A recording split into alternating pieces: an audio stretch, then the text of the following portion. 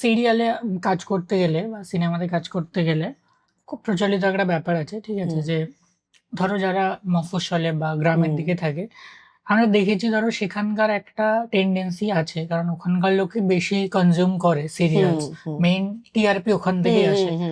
এবার সেখানে হয়তো অনেকের হয় না, যেরকম তুমি বললে আমার ইচ্ছা ছিল আমি অ্যাক্টিং করব, সেরকম হয়তো অনেকের ইচ্ছা আছে। এবার ঠিক আছে, তুমি প্রসিডিওরটা তুমি যেটা এক্সপিরিয়েন্স করে তুমি সেটা আমাদের সাথে শেয়ার করবে। বাট ইউজুয়ালি সবার ধারণা থাকে এখানে কোনো মেয়েদের ইনফ্যাক্ট যাওয়া মানে কম্প্রোমাইজ করার অফার দেয়। আবার অনেকে হয়তো কোনো অ্যাক্টিং স্কুল খুলে বসে, প্রথমে একটা অ্যাড দেবে যে অডিশন চলছে, তুমি কন্ট্যাক্ট করলে একটা অডিশন দিলে, তারপরে বললো যে তোমাকে না এই জিনিসগুলো শিখতে হবে, তুমি আমাদের 7 দিনের কোর্সটা জয়েন করো। কেউ কোর্স জয়েন করছে, তারপরে বলবে যে তোমাকে না এই কম্প্রোমাইজটা করতে হবে। ইনফ্যাক্ট এবং অনেক জায়গাতেও আজকালকার দিনে সোশ্যাল মিডিয়া বা পাবলিক পোর্টালেও আছে যে মানে কোনো মেয়ে তার মার সামনে ওপেন বলছে যে আপনার মেয়েকে না কম্প্রোমাইজ করতে হবে। আর সেক্ষেত্রে কোনো মাও বলছে যে হ্যাঁ ঠিক আছে, বা এরকম কিছু। So, তুমি এরকম কোনো ইনসিডেন্ট শেয়ার করো? আমার সাথে অনেস্টলি এরম কোনো ইনসিডেন্ট সেরম ভাবে হয়নি, আর হয়ে থাকলেও আমি খুব একটা পাত্তা দিই না। মানে কি হয়েছে?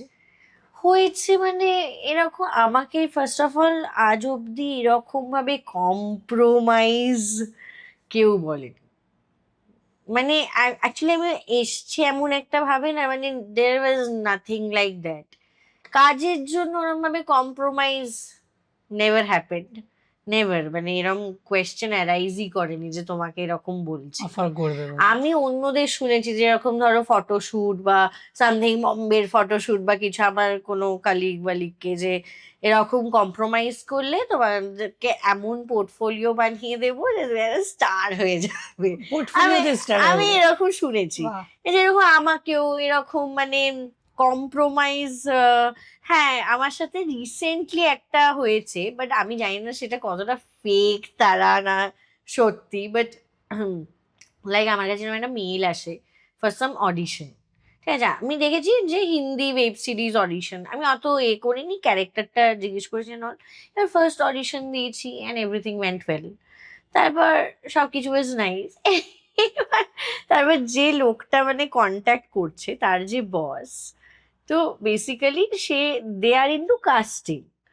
এবার আমাকে বলছে যে আমি এরকম মানে বাপের জন্মে শুনিনি, ডোন্ট মাইন্ড মাই ল্যাঙ্গুয়েজ, যে অডিশন তো নয়, যতই যেখানে হোক they take you there, payment না হলেও যেতে বলবে, একটা স্টুডিওতে হবে বা একটা অ্যারেঞ্জমেন্ট থাকবে, যেরকম আমরা এখানে পডকাস্টটা করছি আর উইথ অ্যারেঞ্জমেন্ট, রাইট? তো আমি এরকম শুনিনি যে ওই বসটা বলছে যে আর একটা ছেলের সাথে অডিশন দিতে হবে, সেটা আইদার কোনো বন্ধু হতে পারে বা তুমি আমার সাথেও অডিশন দিতে পারো একটা হোটেল রুম বুক করে, ঠিক আছে?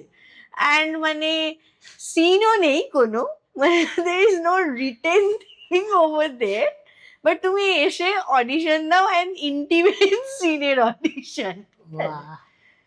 আমি এখন পডকাস্টে তো বলতে পারবো না আমি তাকে ভয়েস নোটটায় কি বলেছিলাম, বাট এমনই কিছু বলেছিলাম যেটার জন্য তারা আমাকে ব্লক করে দিয়েছে।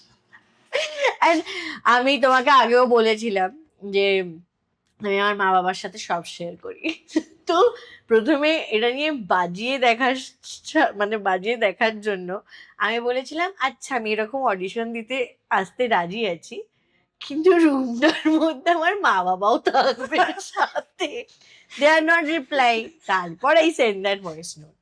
তো এরকম ধরনের। ও আর একটা জায়গায় এরকম বম্বে থেকে photoshoot, sari brand with Madhuri Dixit, এরকম। আমি তো প্রথম থেকেই জানি যে ইউ আর গিভিং মি গুল, ঠিক আছে?